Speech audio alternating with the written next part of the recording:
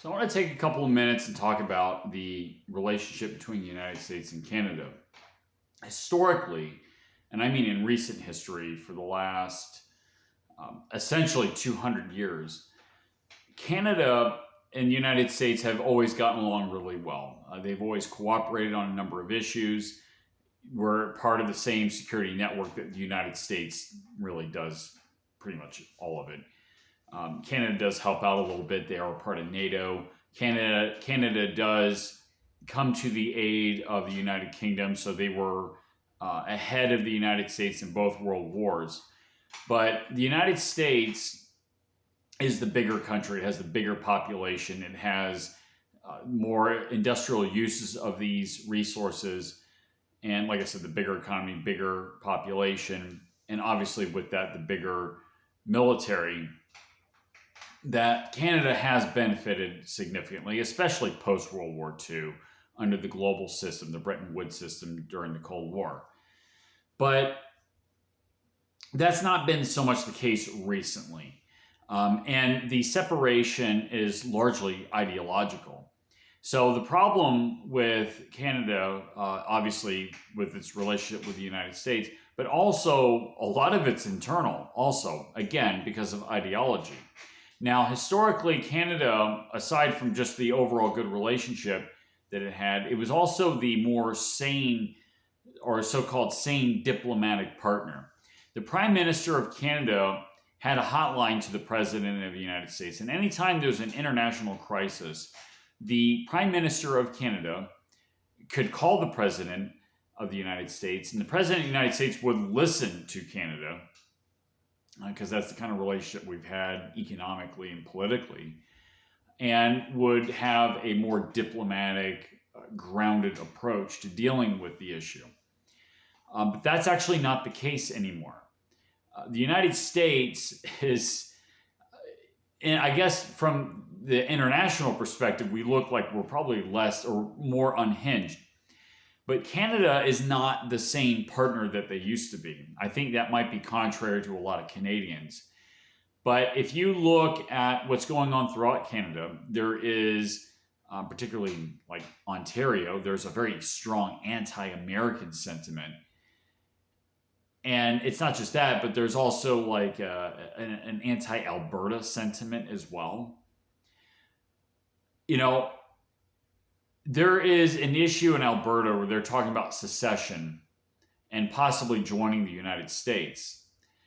And they've been signing petitions. They want to really make this an issue. They want to push this as an issue, if nothing else, to put pressure on Ottawa to change their system that they're so ideologically just hell-bent on doing.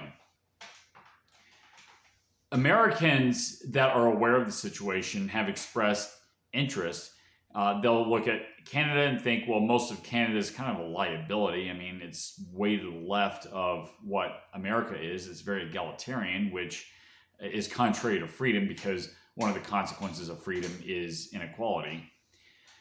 And Americans just accept it as long as it's a fair system. Of course, you're going to have some inequality.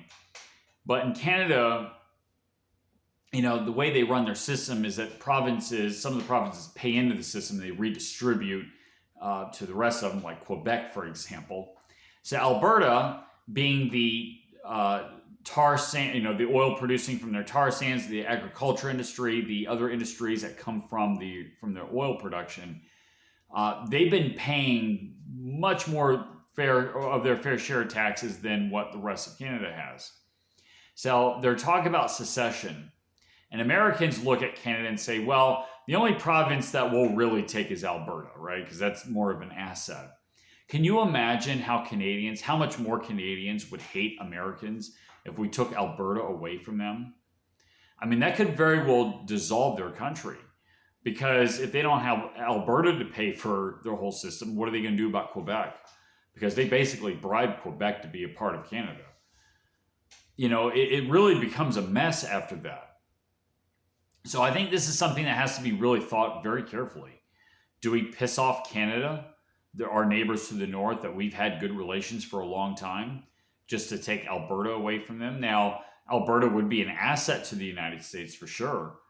but break up Canada and become, it could become uh, it could become a proxy to other powers like China or Russia.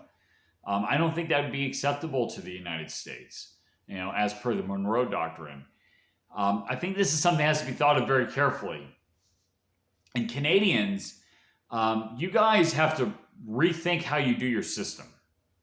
I know that's a hard pill to swallow. I know that they're very much into the whole egalitarian way of doing things, but that might not be the best approach. If you want industry, if you want good relations with everybody, freedom is the key. Freedom is what allows human beings to be human beings. Whenever you apply government force, even in the name of egalitarianism, you impede a person from being a human being. Okay, so I know a lot of Canadians don't look at it that way, but really think about what I'm saying and think about what's going on with Alberta. They might not be bluffing. If Alberta joins the United States, if you're angry at America now, can you imagine how much angry Canadians would be? And Americans need to think about this too. Do we really want to piss off a country that's been our ally for almost 200 years? This is the worst relations right now we've had with Canada since the War of 1812. I hate to see that. I would like to see Canada do well. I mean, I'd like to see Canada be prosperous and we have a good trading partnership and another perspective when it comes to international relations.